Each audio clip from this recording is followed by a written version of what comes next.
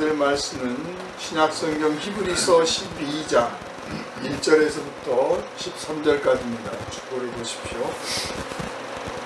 이러므로 우리에게 구름같이 둘러싼 허다한 증인들이 있으니 모든 무거운 것과 얽매이기 쉬운 죄를 벗어버리고 인내로서 우리 앞에 당한 경주를 하며 믿음의 주요 또 온전하게 하시는 이인 예수를 바라보자. 그는 그 앞에 있는 기쁨을 위하여 십자가를 참으사 부끄러움을 개의치 아니하시더니 하나님의 보좌 우편에 앉으셨느니라. 너희가 피곤하여 낙심하지 않기 위하여 죄인들이 이같이 자기에게 거역한 일을 참으신 일을 생각하라. 너희가 죄와 싸우되 아직 피 흘리기까지는 대항하지 아니하고 또 아들들에게 권하는 것 같이 너희에게 권면하신 말씀도 잊었도다. 일렀으되 내 아들아, 주의 징계하심을 경히 여기지 말며 그에게 꾸지람을 받을 때 낙심하지 말라.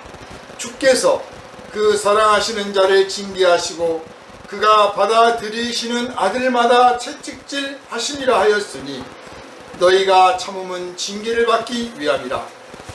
하나님이 아들과 같이 너희를 대우하시나니 어찌 아버지가 징계하지 않는 아들이 있으리요.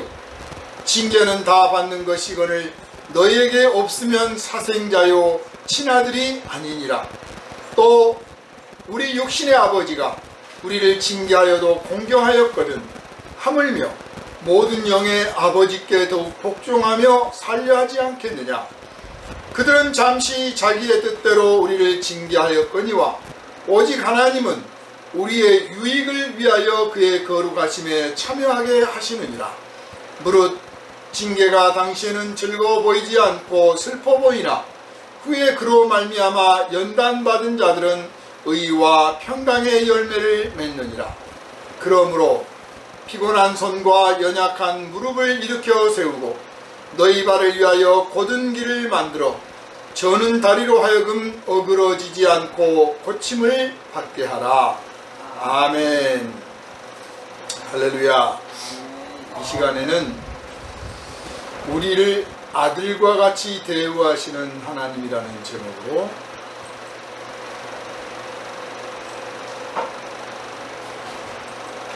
함께 은혜를 나누겠습니다. 기도합니다.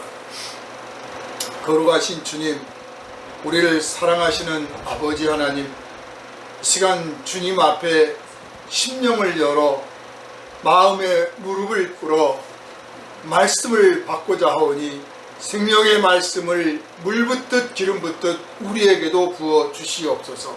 선포되어지는 말씀 한 구절 한 구절이 살아 운동력이 있어 우리의 심령을 꿰뚫고 마음의 비석에 온전히 새겨지게 하여 주셔서 일생 우리가 이 말씀에 붙들림 바 되어 살며 이 말씀을 바라보며 살며 이 말씀을 누리며 살며 이 말씀을 가르치고 증거하기에도 조금도 부족함이 없게 하여 주옵소서. 오늘은 우리를 아들과 같이 대우하시는 하나님이라는 제목으로 함께 은혜 나눌 때 그 옛날 성도들에게 선포하셨던 사도들의 그 영광과 권능이 이 시간 우리에게도 동일하게 임하여 주셔서 온전히 말씀 앞에 굴복하게 하시고 말씀의 능력에 붙들려 하나님께 영광 돌리게 하여 주시옵소서. 거룩하신 아버지의 사랑을 깨닫는 시간 되게 하시고 그 사랑에 감격 감사 굴복하게 하여 주옵소서.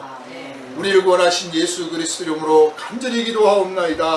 아멘. 할렐루야. 아멘. 우리가 신앙생활을 할 때 요즘은 이제 한국 땅에서 뭐 정말 눈만 들면 예배당 십자가가 보이니까 이렇게 교회가 많다. 또 뭐 어떤 사람들은 교회가 많아도 너무 많아. 뭐 그런 말을 할 정도이지만 사실은 이 글을 썼을 때 사도 바울이 이 글을 썼을 때만 해도 크리스찬들은 정말 숨어 지내야 했고 떳떳하게 나서서 나 크리스찬입니다 라고 말할 수 있는 그런 지역에 사는 사람들이 많지 않았어요. 유대인들 사이에서는 정말 배척을 당했고 무시당했고 공격도 당했습니다. 예수를 십자가에 못 박아 죽일 정도이니까 뭐 다른 제자들이야 말할 것도 없겠죠. 그래서 나 혼자 예수 믿는구나, 마치 엘리야가 저만 남았습니다 하듯이 나 혼자 믿는구나, 나 혼자 이렇게 보전하고 있구나, 이런 생각이 당시 성도들 간에는 있었다 그 말이에요. 사실 우리가 오늘 이렇게 성도들이 많은 땅에서 하나님께 예배를 드리고 기도하면서 살 수는 있지만, 또 어느 때는 친구들을 만났는데 그 중에 나만 예수를 믿는다든지, 또 가족들을, 친척들을 만났는데 그 중에 나 혼자 예수를 믿는다든지, 혹은 예수를 믿는다고 하는데 내가 가지고 있는 믿음과 그들이 가지고 있는 믿음을 이렇게 비교한다고 하는 건 좀 그렇지만, 아무튼 대조해 봤을 때 왠지 나 혼자 믿고 있는 것 같은 느낌을 받을 때가 얼마든지 있을 수가 있습니다. 그런데 엘리야가 하나님 저만 남았습니다 할 때 하나님께서 너 외에도 바알에게 무릎을 꿇지 않는 의인을 7,000명이나 남겨뒀다 하신 것처럼, 나 혼자 지금 예수 믿고 나 혼자 영적인 전투를 하며 나 혼자 진실한 신앙을 지키고 나 혼자 올곧은 믿음을 지켜가고 있는 게 아니라, 나 말고도 많이 있는데 그 가운데는 이미 뭐 순교하신 분도 있고 믿음 생활을 하다가 소천하여 하나님 품에 안긴 사람도 있고 지금도 신앙생활을 하는 사람도 있는데, 그들이 다 한결같이 하나님의 살아계심과 무엇보다도 하나님은 우리를 사랑하시는 아버지 하나님이시다 하는 그런 증언을 하는 사람들, 그들의 삶을 통해서 증언을 했던 그 사람들이 지금 구름처럼 많다. 그러므로 외롭더라도, 또 꼭 신앙 문제가 아니더라도요, 살면서 문득 외로움이 찾아와요. 현대인들은 뭐 거의 대다수가 우울증 걸려있다고 해도 과언이 아니에요. 특히 한국 사람들은 뭐 너나 할 것 없이 다 우울증에 걸려 있을 만큼 이 사회가 너무 급박하게 변하고 너무 강요당하고 있는 그런 삶 속에서 우리가 살아있고, 가정들이 해체가 되고 개개인의 마음도 막 해체가 돼서 자기 중심을 어디 둘 데가 없는 그런 상태에 있다 보니까 외롭다, 두렵다, 살기 싫다 그런 생각을 하는 사람도 많고, 또 환경의 요인에 의해서, 또 음식물들, 먹었던 뭐 약물들 막 이런 것 때문에 우울증을 앓고 있는 사람들도 참 많습니다. 그런 사람들에게 우리가 공통적으로 해줄 수 있는 말이 너 혼자가 아니야. 무엇보다도 하나님이 함께 계셔. 그런데 그건 좀 막연하게 느껴져요. 하나님은 저 높은 데 계시고, 그래 하나님 함께 하신다는데 그런 줄 아는데 왠지 좀 낯설어, 왠지 부족한 느낌을 받아요. 그럴 때 우리 주변에 허다한 증인들이 구름과 같이 많다. 다시 말해서 너만 아프고 너만 외롭고 너만 슬프고 너만 괴롭고 너만 힘겹게 삶의 투쟁을 하고 있는 게 아니라, 많은 사람들이 이 땅에 있고 그 중에 우리 성도들 가운데도 그런 사람들이 많고, 그들이 기도하면서 찬송하면서 어떻게든 기운을 차려서 주님 앞에 엎드려 나아가면서 이 세상을 이겨나가고 있다, 힘을 내라, 이렇게 자기에게도 말해주고 그러한 이웃들에게도 권면해 주기를 주님의 이름으로 부탁을 드리겠습니다. 자, 우리가 예수를 믿었으므로 얻게 된 것이 뭐냐? 자유예요. 예수를 믿게 돼서 얻게 된 것이 자유입니다. 레위기라는 구약 성경이 주고자 하는 메시지는 그거예요. 이렇게 제사를 지내라, 저렇게 제사를 지내라, 제사장은 이래야 된다, 이런 제사를 막 늘어놨어요. 그런데 유대인들은 그거를 그냥 제사를 얼마나 잘 지내야 되느냐, 얼마나 지극정성을 할 건가, 얼마나 뭐 엄숙하게 할 건가, 여기에 초점을 맞췄는데, 사실 레위기의 핵심은 이렇게 하나님 앞에 제물을 바쳐 제사를 드리면 너희의 죄가 용서를 받고, 너희가 하나님께 바치는 감사를 하나님께서 받으시고, 너희가 하나님 앞에서 아래는 그 소망을 하나님께서 들으시고, 너희가 하나님 앞에 바치는 그 헌신을 하나님이 받아주신다. 그러니 낙심하지도 말고 두려워하지도 말고 좌절하지도 말고 세상에서 나는 이거밖에 안 돼 괴로워하지 마라. 너희는 자유를 얻은 몸이다. 자유를 얻었으므로 어디든지 갈 수 있고 무엇이든지 할 수 있고 무엇이든지 바랄 수 있고 무엇이든지 기도할 수 있고 무엇은 사람이든지 만날 수가 있는 거예요. 제약할 필요가 없어. 나는 그리스도 안에서 자유를 얻었다. 그러므로 내가 못 갈 데가 없고 못 만날 사람이 없고 못 이룰 일이 없고 내가 못할 일이 없다. 못 꿀 꿈이 없다. 모든 기도를 내가 하나님 앞에 드릴 수 있다. 이런 소망 품으시기를 바랍니다. 그래서 예수께서 말씀하셨잖아요. 믿는 자에게는 능치 못함이 없느니라. 사도 바울이 말씀하셨고 예수님께서도 구하라. 그러면 주실 것이요 그랬어요. 그래서 우리가 자유하기 때문에 구할 수 있고 자유하기 때문에 주신 대로 다 받을 수가 있는 거예요. 자유가 없으면 다 구할 수도 없고 뭘 구해야 될지도 몰라. 그리고 구해서 하나님이 주셔도 다 받지를 못해. 손이 묶이고 발이 묶이면 하나님이 주신 복을 못 누리는 거예요. 구약의 이 유대인들이 그랬고 지금도 그리스도 밖에 있는 많은 사람들 혹은 그리스도 안에 있지만 하나님이 내려주시는 복을 다 못 누리는 많은 분들이 여기저기 막 묶여 있는 거예요. 진리를 알지니 진리가 너희를 자유하게 하리라고 했잖아요. 자유를 주셨는데 이 자유를 누리고 선포하고 나에게는 자유가 있다 하고 내 자신을 격려하고 인정해야 되는데 나는 이거밖에 안 돼. 나는 이걸 못해. 나는 틀려 먹었어. 스스로 자기를 막 묶어. 근데 그것도 내 능력이 이거밖에 안 돼. 내 수준이 이거밖에 라고 하는 분수를 아는 게 아니라 나는 죄가 많아서 나는 뭐가 지난날에 잘못을 많이 저질러서 이 죄 때문에 안 된다고 생각하는 거예요. 우리 그리스도 예수께서 십자가에 걸어가신 피를 흘리심으로써 우리가 자유를 얻었다는 사실을 확실히 믿고 이 자유를 스스로에게도 선포하고 보이지 않는 영들에게도 선포하고 이 자유를 누리시고 이 자유를 빼앗기지 않는 능력 있는 종들 되시기를 주님의 이름으로 축원합니다. 아멘. 그러므로 이 자유가 먼저 선포되어지고 내 안에 있는 자유가 있다는 것을 여러분이 인정을 해야 이 본문이 여러분 것입니다. 이걸 인정하지 않고 아직 긴가민가 해요. 그러면 이 오늘 선포되어지는 말씀의 능력이 무엇인지를 잘 모르는 거예요. 이러므로 우리에게 구름과 같이 둘러싼 허다한 증인들이 있으니 예수를 만났더니 혈루병이 낫고 예수를 만났더니 안진병이가 일어서고 예수를 만났더니 소경이 눈을 뜨고 예수를 만났더니 중풍병자가 일어나고 예수를 만났더니 죽었던 사람이 살아나고 예수를 만났더니 간음 현장에서 붙들려와서 맞아 죽을 수밖에 없는 돌에 맞아 죽을 수밖에 없는 여인이 자유를 얻고 이 모든 사람들이 새 생명을 얻는 새로운 자유를 얻었단 말이에요. 이 자유를 얻은 사람들의 입으로 선포되어져서 많은 사람들이 예수 믿기로 결심하고 예수 교회에 모여들었어요. 그리고 그 사람들은 한결같이 이런 결심을 합니다.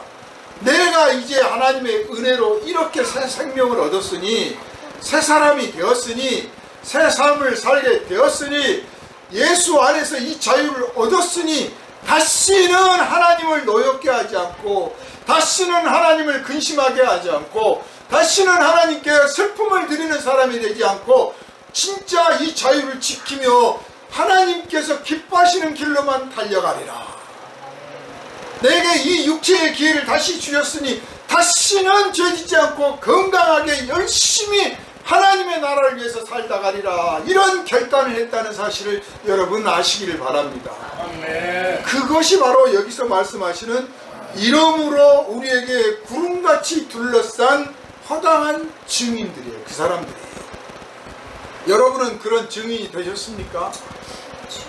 여러분은 삶을 통해서 나는 예수 믿고 새 사람 되어서 이제 내가 이 얻은 이 기쁨, 이 육체, 이 자유를 내가 이제 정말 하나님을 위해서 세상의 생명들을 위해서 쓰리라. 이런 결단을 품고 그걸 누리고 있습니까? 그래서 그러지 못하는 사람들이 너무 많으니까 오늘 말씀하시는 거예요. 모든 무거운 것과 얽매이기 쉬운 죄를 벗어버리고, 우리 인생을 무겁게 만드는 게 돈이 없어서 아니고요, 병들어서도 아니고요, 친구가 없어서도 아니에요. 죄가 우리의 인생을 무겁게 만들어요. 무거우니까 하나님 나라로 날아서 올라가지를 못해. 주님이 부르시면 하늘로 올라가다 떨어져 버려. 휴거를 못해. 한마디로 말해서 모든 무거운 것과 쓸데없는 것들을 인생 살면서 정말 꼭 필요한 것들만 갖고 살아도 인생이 꽉 차요. 꼭 필요한 사람 만나고 꼭 필요한 일을 하고 꼭 필요한 것만 해도 인생 시간이 조금 모자라다니까요. 그런데 쓰잘데없는 데다 관심을 두고 쓰잘데없는 사람 만나고 쓰잘데없는 일을 하고 쓰잘데없는 욕망을 품고, 그래서 하루 금방 가고 이틀 금방 가고, 아이고 내가 또 뭐 이렇게 엉뚱한 생뚱맞은 짓을 하고 있나, 정신 차리고 보면 벌써 며칠 지나가. 시간만 갑니까? 돈도 써, 건강도 써, 실컷 다 쓰고 나서 후회를 해. 아 이제 다시는 안 그래야지. 그렇게 인생을 무겁게 만듭니다. 또 사람이 죄를 안 지면 어디를 가든지 당당해요. 누구를 만나든지 당당해요. 그런데 죄를 지으면 가고자 해도 못 가고 만나고자 해도 못 만나고 눈치 보이고 뭔가에 붙들려 있어. 얽매여 있습니다. 내 인생을 자유롭게 만들지를 못해요. 그래서 기껏 예수께서 십자가에서 피 흘려 너에게 자유를 주셨는데 왜 그 죄를 다시 지고 그 죄의 사슬에 다시 스스로 묶이려고 하느냐. 누가 와서 채우려고 해도 달아나야 될 판인데 스스로 갖다 발을 들이밀어. 예수 밖에 있는 사람들은요, 누가 유혹을 해요. 그러면 그게 죄인 줄 몰라요. 또 자기가 죄를 짓자고 유혹도 해요. 그러면서 그게 죄인 줄을 몰라요. 그런데 예수 안에 있는 사람들은 누가 죄 짓자고 유혹을 하면 이거 죄인데, 이거 이상한데 느껴요. 자기도 알아. 자기가 누구한테 유혹을 할 때 이게 죄인데 알아. 그러면 마음에 그 작은 생각, 이거 죄인데 하면 멈춰야 되는데 기어이 저질러요. 그리고 나서 아이고 내가 또 얽어맸구나, 또 붙잡혔구나, 나는 이거밖에 안 돼. 왜 그거밖에 안 돼? 안 하면 그냥 되는 건데. 그 안 하기가 어려운 게 아니에요. 자기를 못 믿어서 그래요. 자기를 믿어줘야 돼. 십자가를 지려면요, 예수님이 십자가를 끝까지 질 수 있었던 것은 내가 하나님의 아들이다, 나는 아버지의 뜻에 순종하지 않고 아버지는 나를 결코 버리시지 않는다라고 하는 확실한 믿음과 자기를 향한 확신이 있었기 때문에 십자가의 길에 후퇴하지 않을 수 있었어요. 사도들이 또 초대교회 성도들이 순교를 당하는 그 길로 갈 때 모두가 나는 믿음을 변치 않으며 나는 하나님의 나라에 반드시 이룰 거라고 하는 자기를 믿었기 때문에 가능한 거예요. 오늘 우리 성도들은 자기를 너무나 안 믿어. 나를 안 믿는 만큼 사실 하나님도 안 믿고 있는 거예요. 예수님도 안 믿는 거야. 십자가의 능력을 안 믿고 있는 거야. 하나님이 나를 위해서 아들을 보내시고 나를 위해서 십자가에서 예수의 피를 받으셨으니 하나님은 나를 결코 떠나지도 버리시도 아니할 것이다. 그래, 너는 이런 하나님의 사랑을 받은 사람이니 너는 반드시 승리하고 반드시 이기고 반드시 하나님께 영광을 돌리리라. 끝까지 가보자 하고 자기를 믿어주고 격려를 해야 된다는 말이에요. 외롭지 않다. 결코 외롭지 않아. 수많은 성도들이 그렇게 스스로 격려해가면서 이겨나갔고, 그 사람들이 사실 우리 육신의 눈에는 안 보이지만 허다한 증인들로 지금 현재 살아있고 이미 하늘에 올라 하나님 보좌 우편에 앉아있는 그리스도 그 영광의 나라를 바라보고 있다는 사실을 여러분 의심하지 말고 스스로 격려해 나가시기를 주님의 이름으로 축원합니다. 그래서 내가 이 자유를 빼앗기지 않고 지켜나가고 그리스도께서 이루신 그 영광스럽고 거룩한 길을 따라 나가기 위해서 우리에게 필요한 것은 인내예요. 인내. 제가 여기 인내라는 말과 그 다음에 우리 앞에 당한 경주를 하면, 경주라는 게 이제 달리기잖아요. 이거를 조금 충분히 좀 이해를 하고 싶어서 계속 요즘 그 마라톤에 대해서 막 여기저기 뒤져보고 연구를 좀 했어요. 저도 좀 마라톤을 좀 해봐야겠다. 이 경주라는 걸 이해를 좀 더 해야겠다.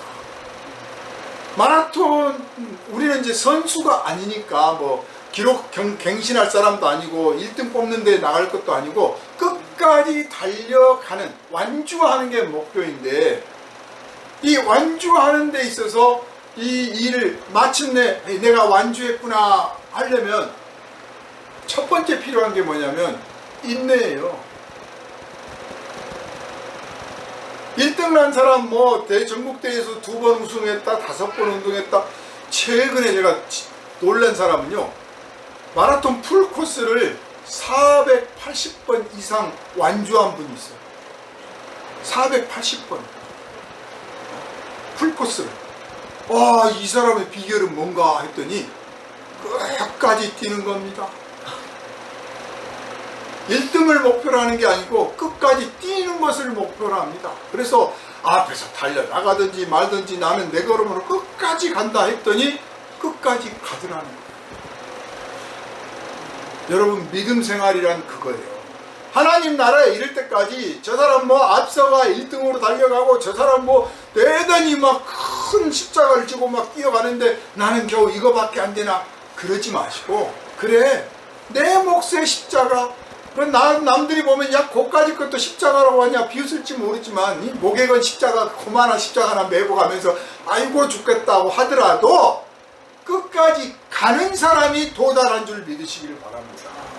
끝까지 가는 게 필요해요. 끝까지 가려면 인내가 필요해. 그리고 쓸데없는 무거운 짐들, 나를 얽어매는 것들 매일 필요도 없고 붙잡힐 필요도 없는 거예요. 그게 없어야 내 만큼 뛰는 거 아니에요. 내 수준대로. 그래서 우리가 믿음의 경주, 주님의 나라에 이를 때까지, 주님이 우리를 부르실 때까지, 그 끝에 주님께서 우리에게 인정하시고 쓰여주실 영광의 면류관이 있으니까 그 면류관을 바라보면서, 그 영광을 받을 그날을 바라보면서 남들은 어떻게 상을 받든 그건 그들의 몫이고 나는 내 걸음 끝까지 뛰어가리라, 내 페이스 끝까지 지키리라 하고 믿음을 끝까지 지켜나가시기를 주님의 이름으로 부탁을 드립니다. 그리고 이제 그렇게 가려면 우리 맨 앞에 종점을 봐야 돼. 종점을. 그 목표 지점을 봐야 돼요. 암벽 등반을 하시는 분들이 전혀 우리하고 상관없는 것 같은데 제가 예를 들게요. 암벽 등반을 하잖아요. 그럼 뭐 북한산에 인수봉도 있고 무슨 뭐 설악산에 무슨 뭐 적벽도 있고 막 그래요. 그런 데로 올라가는데 올라가다 떨어진 사람들은 많지 않아요. 올라가다 떨어진 사람은 그렇게 많지 않아요. 처음 루트를 개척하다 떨어진 경우는 있죠. 왜냐하면 아직 아무도 개척을 안 했으니까 말 그대로 생자리를 올라가니까 뭐 학고 지점 만들고 뭐 하다가 그러다가 많이 죽습니다.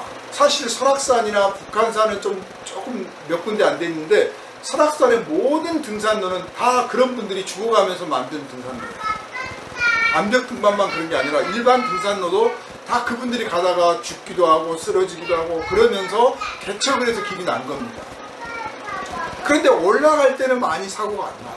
긴장도 하고 있을 뿐만 아니라 사람의 방향이 위로 올라가기 때문에 이렇게 목표 지점을 바라보고 하잖아요. 시야가 열려 있어요. 그래서 그 지점을 바라보고 이렇게 안전을 확보하면서 가는데 이제 목표 지점에 도달했거나 혹은 목표 지점을 저기 놔두고 이제 여기까지만 하고 내려가자 하고 하강을 할 때 내려오다가 사고가 많이 나요. 등산에서도 그냥 뭐 암벽 등반 아니라도 일반 등반도 내려오다가 대부분 사고를 많이 나요. 내려오다가. 그래 내려올 때 하강 맞줄을 타고 내려오는데 이 줄을 적당히 충분히 만들어야 되는데 충분히 확보를 안 했다든지 지점을 잘 못 본다든지 하는데 대개 공통점이 이 등산할 때 우리가 그냥 일직선으로 안 올라가지 않습니까? 이렇게 가잖아요. 우리가 천국을 갈 때 일직선으로 가는 게 아니에요. 이리 갔다가 저리 갔다 여기서 엎어졌다 저기서 넘어졌다가 또 일어나고 정신 차리고 돌아가고 막 해서 이제 올라간단 말이에요. 그래 내려올 때 보면 꼭 내가 직선으로 올라갔다고 착각들을 하는 거예요. 자기가 올라온 지점은 왼쪽에 있는데 눈에 보이는 건 오른쪽 지점이 보여. 그래서 오른쪽인 줄 알고 그만큼만 줄을 딱 하다가 딱 떨어져서 추락을 하는데 80m, 90m 절벽에서 추락해서 직사를 합니다. 신앙생활도 마찬가지예요. 예수를 믿어야 돼. 여러분 예수 믿으시면 구원을 얻습니다. 예수 믿어야 되고 어느 날 이제 진짜 예수 은혜 알고 생명의 능력도 알고 막 거듭난 기쁨을 누리기 시작하고 막 얘기해가지고 소위 말해서 다 이루었다 할 만큼 이만하면 됐지 이제 죽어도 좋아 할 만큼 예수 안에서 막 기쁨을 누려요. 그때부터는 이상하게 이제 하강이야 하강. 안전하게 내려가는 같은 생각을 하는 거예요. 그런데 내가 거기를 그냥 단숨에 직선으로 올라온 게 아니잖아요. 그 기쁨을 얻을 때까지 내가 단번에 된 게 아니고 알고 보면 이런저런 우여곡절을 거쳐서 왔단 말이에요. 그런데 내가 마치 스스로 잘 해내서 온 것처럼 착각들을 하는 거예요. 그래서 그냥 경솔하게 삶을 함부로 발걸음을 내딛고 이만하면 됐지 하고 함부로 다시 옛날에 습관으로 돌아가고 옛날에 만났던 사람 다시 만나고 옛날에 했던 일 다시 하고 막 그러다가 툭 추락을 하는 거죠. 다행히 우리가 예수 안에 있기 때문에 암벽 등반해서 떨어진 사람처럼 뭐 그렇게 죽을 일은 없겠지만 정말 조심스럽고 무서운 일이다 하는 것을 여러분 기억하시길 바랍니다. 그래서 항상 우리의 눈이 우리를 온전케 하시는 주님을 바라보고 있어요.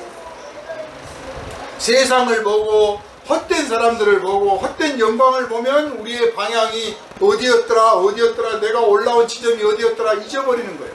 그러나 예수를 똑바로 바라보고 있으면 내가 잠깐 안일했다가 잠깐 나태했다가 잠깐 게을렀다가 잠깐 의심하고 잠깐은 불순종을 혹시 할 수 있을지 모르지만 다시 예수를 바라보면서 다시 그 길로 가고 그 목표를 향해서 달려나가게 될 줄 믿으시기를 주님의 이름으로 축원합니다. 그런데 이 신앙생활은 하루아침에 끝나는 게 아니에요. 예수님 십자가에 못 박힐 때 그 옆에 있었던 강도들처럼 오늘 믿고 그날 저녁 낙원에 가는 그런 입장이 아니잖아요. 우리는 오늘 믿고 내일 어떻게 될지 모레 어떻게 될지 10년을 살지 50년을 이 땅에서 살지 모르잖아요. 앞날에 무엇이 있을지를 몰라. 살아봐야 알아. 내일을 만나봐야 내일이 어떤지를 알아. 그러니 내일 일 뭐 염려할 것도 없어. 그냥 염려를 하든 안 하든 내일은 우리에게 다가오는 것이고 내일은 우리에게 주어져 있는 거예요. 그러나 분명한 것은 내일이라고 하는 날을 살아봐야 내일이 어떤지를 아는 거예요. 앞에 뭐가 있는지를 몰라. 그래서 정말 조심스럽게 한 걸음 한 걸음 내딛어 가는데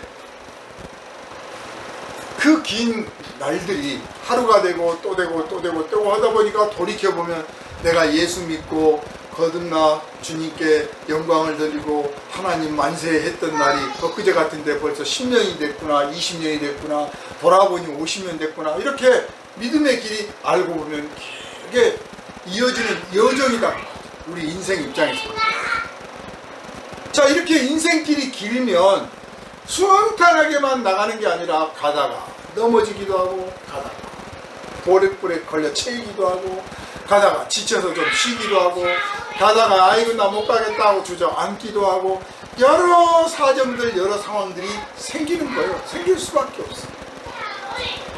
또 보니까 가다가 그냥 가면 되는데 뭐 이것도 맛있어 보이고 저것도 맛있어 보고 이 사람도 괜찮은 사람 같고 저 사람도 멋지고 이 사람 만나고 저 사람 만나고 이 사람이 좋아하는 거 저 사람이 좋아하는 거 막 하다 보니까 죄를 또 짓게 되고 또 뭐 유혹에 빠지기도 하고 막 얼마든지 그럴 수가 있어요.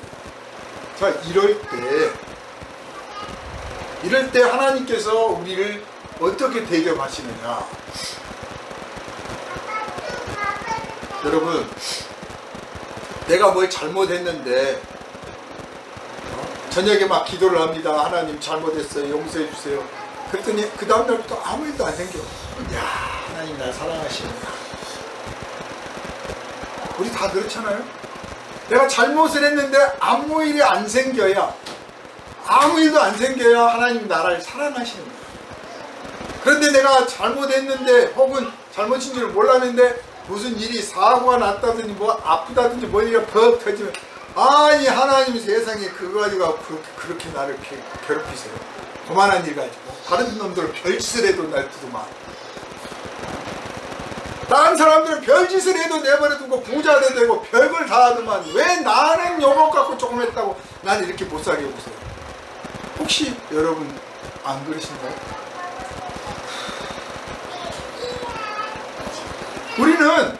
우리가 잘못을 해도 그저 너는 괜찮아, 넌 내가 봐줄게, 이것이 사랑인 줄 알아요. 이게 사랑인 줄 알아. 그 아들을, 당신의 아들을 십자가에 못 박아 죽도록 내버려 두실 만큼 우리를 사랑하신 그 하나님께서 얼마나 죄를 미워하시고 얼마나 죄가 싫었으면 아들을 십자가에 못 박아서 희생하셨겠어. 그런데 우리는 철없이 내가 죄를 지어도 좀 봐주셔야 됩니다. 아니, 봐주셨지요? 안 봐주시면 나 하나님 안 믿을 거예요. 뭐 이런 참 어린애 같은, 철부지 같은 마음을 안 믿어요. 그래서 사람들을 교회 와가지고 내가 지난번 잘못했는데 기도했더니 하나님이 그냥 싹 덮어주시더라고. 그게 좋은 건 줄 알아. 그게 잘된 건 줄 안단 말이야. 하나님이 참고 계신지, 그 다음에 더 큰 걸 생각하고 있는지 전혀 생각해 보지도 않고 그냥 아무 일이 안 생겼으니까 하나님이 용서해 주시고 사랑하십니다. 그리고 사실 세상의 종교가 그래요. 거기에 대해서 지금 사도가 우리에게 일깨워 주십니다. 잘못을 하고 죄를 지어도 아무 일이 안 생기면 그 사람은 사생하다. 하나님과 관련이 없는 사람이다. 하나님이 사랑하시는 친자식은, 하나님이 그 아들처럼 예수처럼 사랑하시는 그런 자식은 정말 지극히 작은 잘못에도 양심을 찌를 뿐만 아니라 징계를 하시는데 해 죽이고 그러시진 않고 회초리를 드신다. 회초리. 꼭 사람이 나한테 무슨 요구를 하고 뭘 그래야 됩니까? 그래서 이제 믿음 안에서는요, 회초리를 맞는 단계가 두 단계가 있어요. 이거를 여러분이 아시면 조금 혹시 이안이 될 수도 있고 또 경각심을 가질 수도 있습니다. 이제 막 예수 믿기 시작하고 이제 신앙이 어린 사람들은요, 하나님께서 그래 좀 참아라, 견뎌라, 그래 잘못했구나, 내가 좀 기다려줄게, 그래.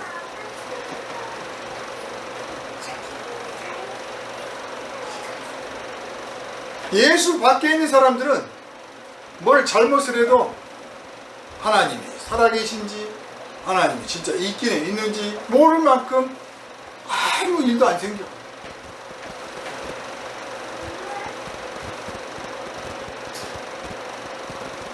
그러나 어린 신앙에서는 뭔가 조금만 일이 생겨도 금방 반응을 보이니까 바로 즉각적인 어떤 깨달음을 줄 수 있을 만큼 밀접한 행동을 하세요.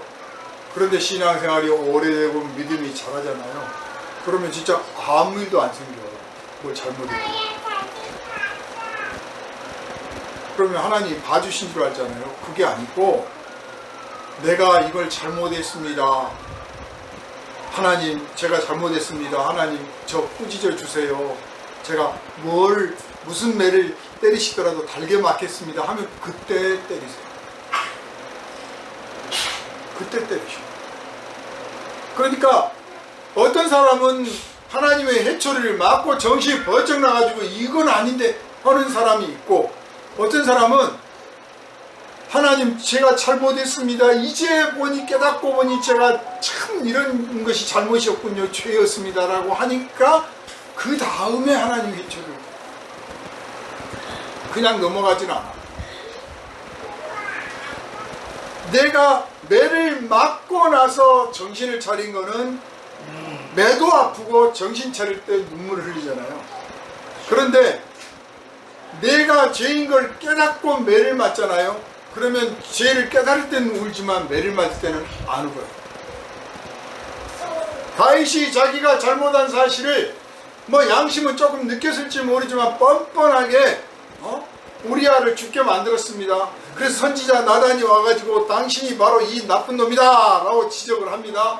그러니까 이제 하나님 잘못했습니다 하고 회개하고 막 울고 불고 합니다. 그러니까 하나님이 그래 없던 일을 하지 뭐 네가 울고 짜고 하는 거 보니까 죄를 깨달았구나 하고 넘어가시지 않고 매를 내립니다. 매를 맞고 정말 뼈저리게 뼈아픔을 느끼면서 그거 가지고 막 원망하거나 아파 죽겠다고 울지는 않아요. 왜냐? 이건 내가 잘못해서 맞는 매거든. 그게 이제 성장한 거죠. 우리가 그러잖아요. 아이가 어렸을 때 회초리를 들면 한 대만 맞아도 저도 어렸을 때 한 몇 번 맞아본 것 같은데 회초리 들 때부터 손이 가 있어요. 종아리. 그래서 종아리를 맞는 게 아니라 손등을 맞아. 그럼 손치와리 가면서 이제 맞는단 말이에요. 그런데 이렇게 맞을 때는 막 맞으면서 울고 짜고 울고 불고 막 도망가고 또 빨리 도망가라고 또 막 엄마가 막 감싸고 막 이런단 말이에요. 그 쌩 난리를 쳐가면서 매한테 맞아요. 참 몇 대 맞는데도. 그런데 이제 어른 돼 가지고 너 이놈 잘못했지 종아리 걷어. 넌 회초리 맞아야 돼 하고 다 커서 마냥 맞는다면 도망가겠습니까? 맞지. 그런데 애기가 이제 초등학교 1학년인데 도망도 안 가고 회초리 딱 맞고 있잖아요. 그러면 아버지가 이놈 봐라 빨리 도망 안 가 그래. 반항으로 보여 오히려. 너 빨리 안 가 계속 맞고 있어. 하나님이 그러신 분이에요. 우리가 잘못하면 회초리 들고 치신단 말이에요. 그런데 제가 잘못했습니다 다 패 죽이세요 하고 있잖아요. 그러면 이놈 봐라. 별로 크지도 않았는데 벌써 반항을 해. 빨리 도망가. 그래서 여러분 하나님께 매맞을 때 꼭 이 악물면서 주여 감사합니다 제가 잘못해서 매를 맞습니다 뭐 그것도 멋진 신앙인데 하나님 세상에 이거 가지고 이렇게 좁힐 수가 있습니까 하고 울고 짜고 막 기도하면서 봐주세요 해야 멋있는 신앙이에요. 괜찮아요. 그러면서 정신 차린 게 중요하지. 이 악물고 매를 맞느냐 안 맞느냐가 중요한 게 아니고 매를 얼마나 잘 참아내느냐가 중요한 게 아니라 매를 맞았을 때 울든지 울부짖든지 이를 물고 참든지 간에 그 다음에 어떻게 하느냐가 중요한 거예요. 회초리를 들고 매를 지신 것은 그 다음에 어떻게 하는가를 보시고자 하는 것이지 매로 딱 때리고 처분 내리는 게 아니잖아요. 벌 내리는 게 아니잖아요. 고치려고 하는 거지. 이게 육신의 아버지와 하나님 아버지의 차이인 거예요. 육신의 아버지는 우리가 죄를 지으면 이놈 봐라 죄를 지었어 에이 하고 자신의 감정을 다스리지 못해서 화를 내는 거야. 화를. 물론 그 속에 네가 이 매를 맞고 정신 차려야 바르게 살지. 어떤 사람은 그 아버지가 그렇게 막 뺨도 때리고 징계를 했다는만 말을 기지로도 안 듣더니 지금까지도 말 안 듣는 사람으로 살고 있어요. 그런데 어쨌든 육신의 아버지는 되게 감정이 폭발하는 거고 하나님 아버지는 감정이 폭발할 만큼 그렇게 옹졸하신 분이 아니에요. 내가 너에게 이런 채찍질을 해야 네가 정신을 차리고 바른 길로 돌아서겠구나.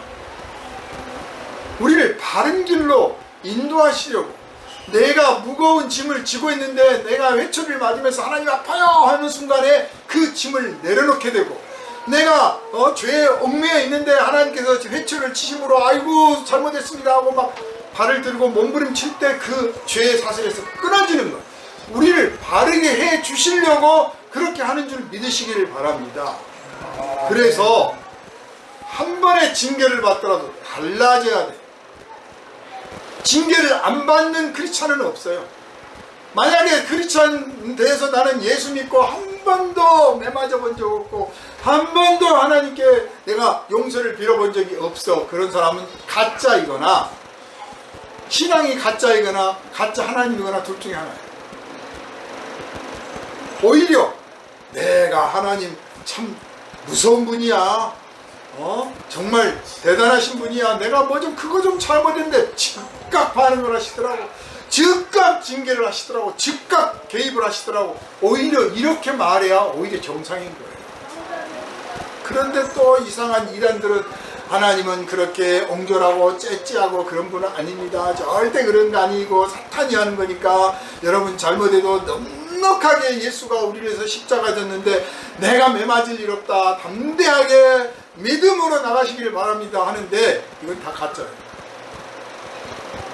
우리가 살면서 잘못을 안 저지를 수가 없어, 실수를 안 할 수가 없어, 문제가 없을 수가 없어. 그때마다 하나님이 사실 개입을 하시는 거예요.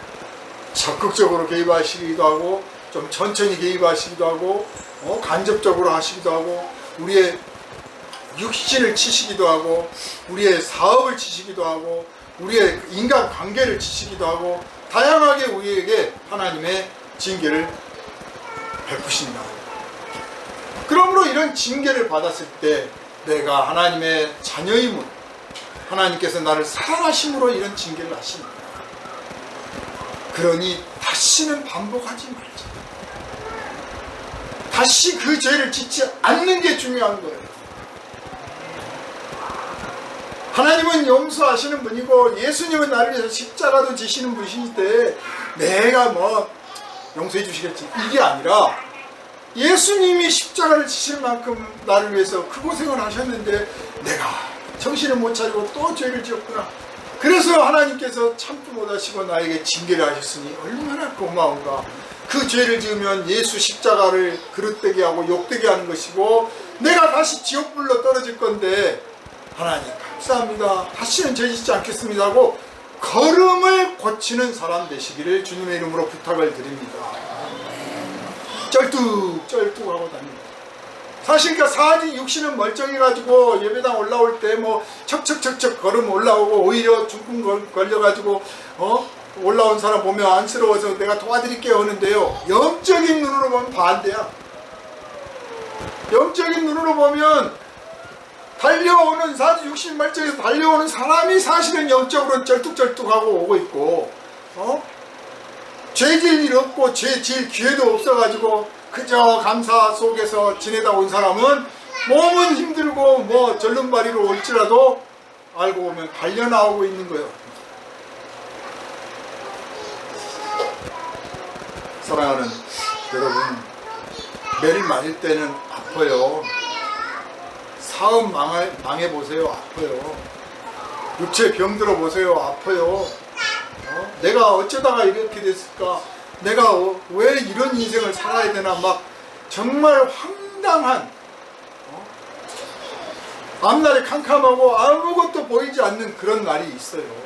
그럴 때 하나님께서 나를 사랑하셔서 나의 지난날의 죄가를 가볍게 여기지 않고 나에게 회초를 드셨고,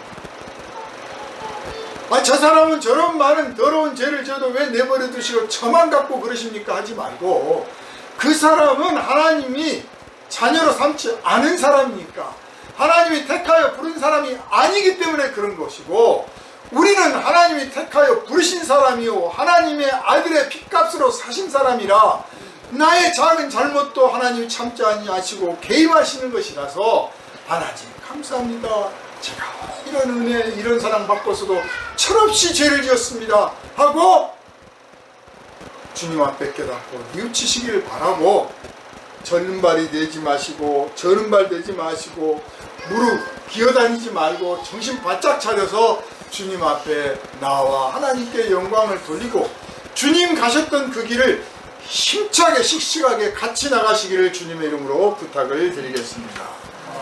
기도합니다.